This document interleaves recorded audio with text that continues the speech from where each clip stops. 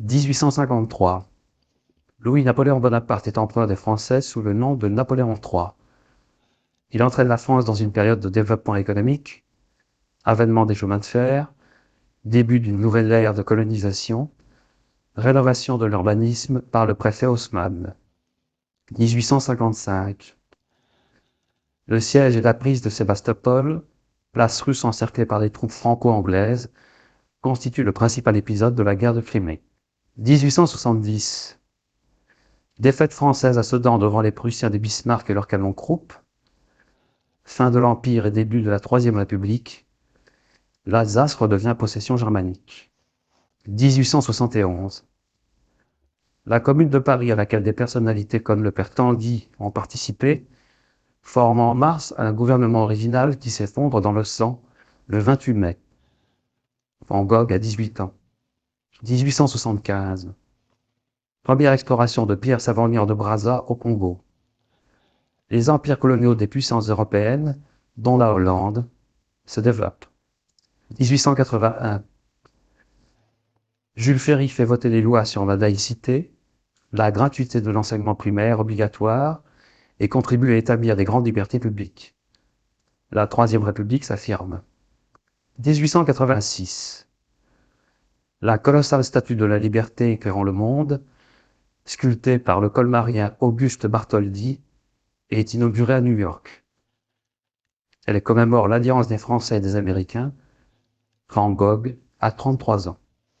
1889. Premier anniversaire du centenaire de la Révolution française. L'exposition universelle tenue à Paris, véritable hymne à l'ère industrielle, a pour vedette la Tour Eiffel. Van Gogh a 36 ans. Il a encore un an à vivre. 1858. Le plus grand vapeur de la planète, le Great Eastern, est construit à Bristol, Grande-Bretagne. 210 mètres de long, jauge de 32 000 tonnes, 4 000 passagers. 1861. Les frères Michaud inventent le vélocipède, bicycle à entraînement direct. Son exploitation connaît un grand succès. 1867. Exposition universelle à Paris. Le premier tome du Capital, œuvre du philosophe Karl Marx, est publié à Londres. Elle est tirée à 1000 exemplaires. 1869. Ouverture du canal de Suez, œuvre du français Ferdinand de Lesseps. 10 ans de travaux pharaoniques. Le vice-roi d'Égypte inaugure ce canal qui relie la Méditerranée à la mer Rouge. 1870-80. Pendant cette décennie, le chimiste et biologiste Louis Pasteur, personnage majeur de la science française, réalise d'immenses découvertes pour le progrès de l'humanité, dont la pasteurisation. 1880. Au cours de la décennie et grâce aux omnibus à chevaux, le transport en commun prend son essor dans la plupart des villes françaises. Année 1880-1885. Bourgeois et artistes vont volontiers sur la butte Montmartre et surtout dans le quartier de la Nouvelle-Athènes. 1886. L'ingénieur allemand Karl Benz présente un véhicule tracté par un moteur à essence à 4 temps et une vitesse. C'est le moteur à explosion, invention capitale pour les siècles à venir.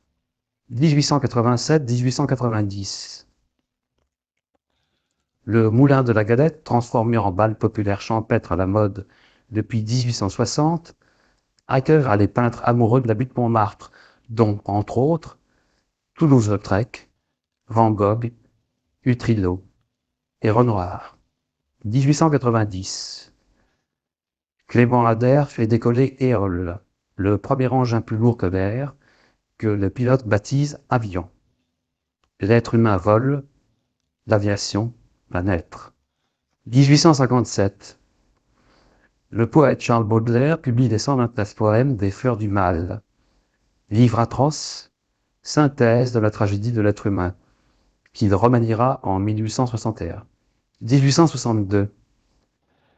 Les Misérables, énorme roman à inspiration épique de Victor Hugo, véritable apostolat de la fraternité humaine et du progrès social, sort en librairie. 1863. Le romancier Jules Verne publie l'ouvrage 5 semaines en ballon, qui fera plus tard partie de la série des Voyages extraordinaires. Le succès est fulgurant. 1872. Le poète Paul Verlaine vient de rencontrer Arthur Rimbaud, ce Satan adolescent qui a publié Le bateau ivre en 1871. Tous deux s'isolent du groupe des écrivains honorables et académiques. 1875. L'opéra, symbole du style Napoléon III, élevé à Paris par l'architecte Charles Garnier, est enfin inauguré après 13 ans de grands travaux. 1886-1888. L'écrivain naturaliste Émile Zola marque son époque. Il publie Germinal en 1885. Van Gogh dévore immédiatement cet ouvrage qui évoque si bien la vie des mineurs. 1890. La comédienne Sarah Bernard, 46 ans, est fêtée et adulée. La grande dame du théâtre se trouve alors au sommet de sa gloire. 1857. Jean-François Millet, en fils de paysan, s'attache à peindre des thèmes pastoraux, comme ces glaneuses, avec de véritables leçons de morale sociale et politique, disait de lui Gambetta. 1863. Exposé au Salon des Refusés, le Déjeuner sur l'herbe d'Édouard Manet, qui peut être considéré comme la première œuvre de la peinture moderne, fait scandale par son non-conformisme. 1872. Le tableau Impression au soleil levant de Claude Monet inspire par dérision à un critique le terme péjoratif d'impressionniste. Ce nom avait par défi rassemblé tout un groupe d'artistes. Année 1880. Les gravures et les estampes venues du Japon fascinent de nombreux artistes, tels Edmond de Goncourt, James Whistler ou Edgar Degas. La mode du japonisme croît. 1880. Paul Cézanne prend ses distances avec l'impressionnisme. L'artiste s'intéresse désormais à des paysages intemporels avec composition classique. 1885-1886. L'atelier du peintre Fernand Félix Cormon est un lieu de travail et de rencontre. C'est là que Vincent van Gogh croise Henri de Toulouse-Lautrec, Paul Gauguin et Émile Bernard. 1889.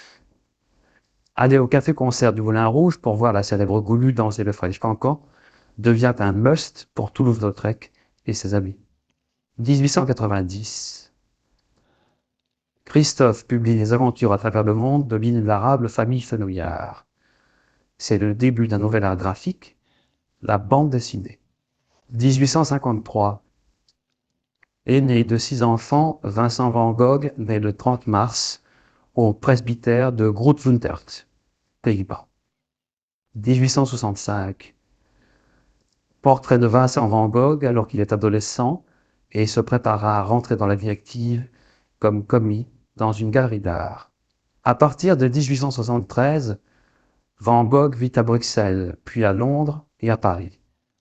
Il visite les galeries et achète quelques estampes. Sa collection commence. 1876. Alors qu'il est professeur de langue à Ramsgate, dans le Kent, puis aide-prédicateur à Isleworth, près de Londres, Van Gogh exécute ses premiers dessins. 1882. Van Gogh dessine. L'artiste rencontre une femme ivre qui lui propose de poser pour lui. Il vivra avec elle pendant plus de 20 mois. 1886.